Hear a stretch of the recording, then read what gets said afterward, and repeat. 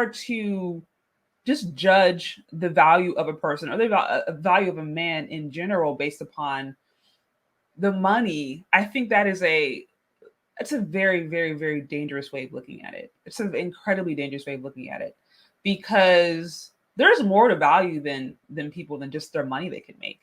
And especially like men out there, like I've had conversations like this over and over again where it's just like, okay, that's one metric, but that shouldn't be the primary metric. It should not be the primary metric. You have somebody that's hardworking, maybe has a good heart, has integrity, has character, is on his purpose, is at peace. That's so much more invaluable than somebody who was maybe money hungry or all they want is just money, but maybe they're willing to lie and cheat and steal to get it, or maybe they don't have character, or maybe you find out that they were doing a different illegal stuff, and now a few years into the relationship, now you're implicated in crime. Like, I think just saying, "Oh, he just needs to have money and that's it," that is a very, very, very one-dimensional, flat analysis. And I think sometimes as ladies, we can do ourselves a disservice when we're just looking at the material and not understanding that when a person is really on their purpose and when a person really is following what God has called them to do, those things are taken care of. Oftentimes those resources are taken care of. And then secondly, again, if you really talk to women who have riches and wealth, or they just married men for their money, very few of those women are actually happy. If it was just about the money, if it was just about, okay, I can secure the bag, and they're just looking at this man like a walking wallet, usually they're not happy in their relationships. And then sometimes, there's women who they marry men and it's like the man, he's so about trying to get the bag, about trying to bring home the bacon and the money. Now she's complaining because, oh, he doesn't have enough time to spend with me.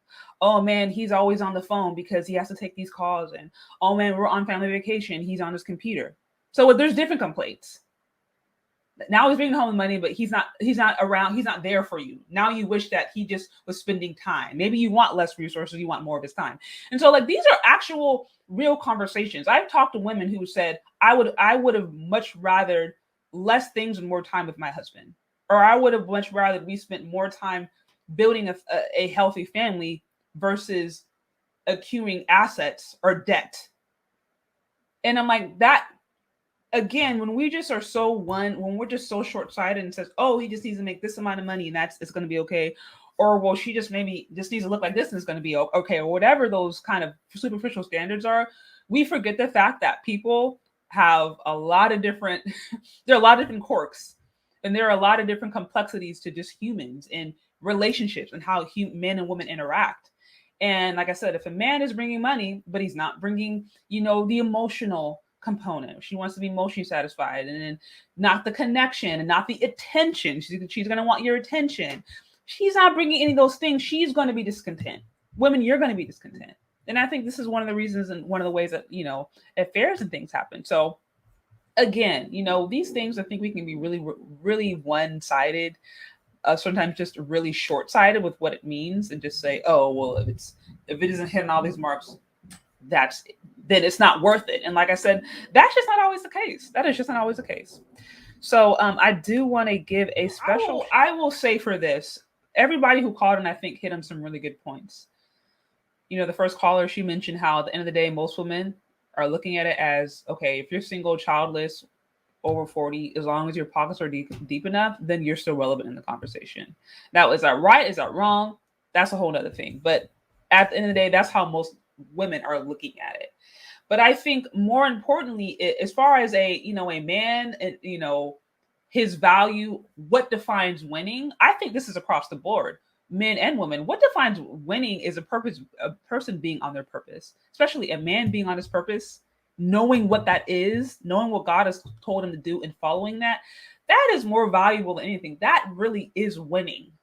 And like I said, when a person is really on their purpose, right, they are operating in God's design for their life, then all those resources, those things are taken care of anyways. And I think that is so much more important than it having to be, okay, he's 40 plus or 45 plus, and therefore he needs to have at least $500,000 in the bank. Now, of course, all those things are important, and I think those are good and practical things to look at, especially when it comes down to, okay, if you want to marry somebody or if you want to settle down, you do need to look at finances. You do need to look at the debt and the income ratio. You do need to look at, those practical things. You look at the living situation, the job, like quality of life. You do need to take all those things into consideration. But I think it's so easy for us to kind of have these hard lines and say, unless you have what A, B, C, X, Y, and Z, then you're not valid, or you're not, and you're just not a part of the conversation. And like I said, human beings are pretty dynamic and pretty diverse. And while there are certain principles and there are certain things that I think are universal, so much of the stuff I think is a lot more. How do I put it? I think how do I'm trying to just describe this in a way that makes more sense. I think more than anything, a person being on their purpose and a person having a peace is a lot higher than, oh, they just have a $500,000 in the bank. That's just me. So like I said, if a man is on his purpose, even if he's not a millionaire, you know what I mean, or has a couple $100,000, but he's on his purpose, that's, to me, that's a lot more valuable. Because even okay, I'm, many of you guys know I'm a Christ follower, and I look at some of the different people, even the biblical narrative, right, that I'm looking up to. I mean, we look at the life of Jesus, right, or the parable of Jesus. He was broke by all sense of purposes. He was a dusty. Most women would not have married him. Jesus was a broke dusty that women would not have married. Historically, they described him as a short, hunchbacked gentleman with a patchy beard, dark skin, woolly hair. Like, this is a historical account of him. He was not attractive by any shape or form. And there's different scriptures that talks about him, you know what I mean, not even having a place to stay. So it's like he was on his purpose, doing what God called him to do. But for him, that meant that he had to forsake certainly worldly riches. Does that mean he doesn't have value? Of course, obviously, of course, he has value. If we look at that narrative, but maybe he wasn't getting all those worldly things or all those, monetary things. But that's because there was a higher purpose. And so that's what I'm saying. Like, I think it's one thing, we can look at the superficial stuff and say, oh, well, you have to have at least $500,000 here and that's it. Or, oh, she needs to be at least a size 2 or whatever, and that's it. And like I said, if a person wants to engage on that level and it's just going to be about the superficial stuff, then that's okay. You go for the guy that has a $500,000. You better make sure you're a size 2 or size 4, and that's okay. That's fine.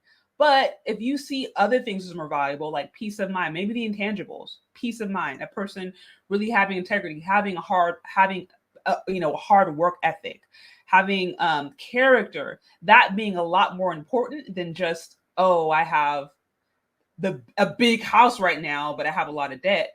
Like, I think, and again, those are all the things that I think are a lot more important. I think the intangibles sometimes get overlooked. The intangibles, I think, are oftentimes overlooked, but those are the things that maintain a marriage.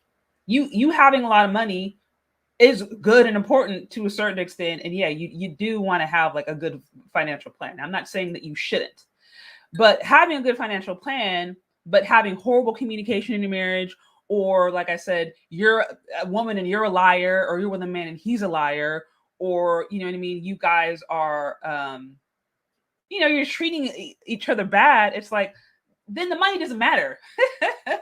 So you have to have the intangibles too. If you're gonna have the money and stuff, okay, but you have to have the tangibles too. You have to have the character. You have to have the peace. And for me, I think having a peace of mind is a lot higher, is a lot better than just going for the money. Because like I said, if you have peace and you're on your purpose, then generally those things follow you anyway. Generally, the money that you need to do whatever follows you anyways. But if you're just going after the money and it's at the expense of you having your peace, maybe doing what God has called you to do, then it doesn't mean anything. It just doesn't mean anything. But y'all, like I said, that's my thought on it. That's my thought on it. And I see his character also vital. I think character is underplayed. Honestly, I think it's underplayed or undervalued. I don't want to say undervalued, but it's not talked about a lot. It's not talked about a lot. It is not, at least I can say, at least in femininity channels, I don't really see that being like a focal point. I see femininity being like, okay, makeup, hair, edges, and then just, walk around prissy. Like I've literally seen some channels where they're just like walking around like, oh, this is how feminine women walk. This is how feminine women sit. I'm just like, women, like who acts like that, y'all? But anyway, so I've seen some of that kind of different stuff, but I'm like, nobody's talking about the fact that, okay, you can talk soft and you can walk whatever the way you're walking. But at the end of the day, if you're a liar or you're a manipulator, that's not going to keep you, boo. That's not going to keep you in a healthy relationship long term. It don't matter how good you walk.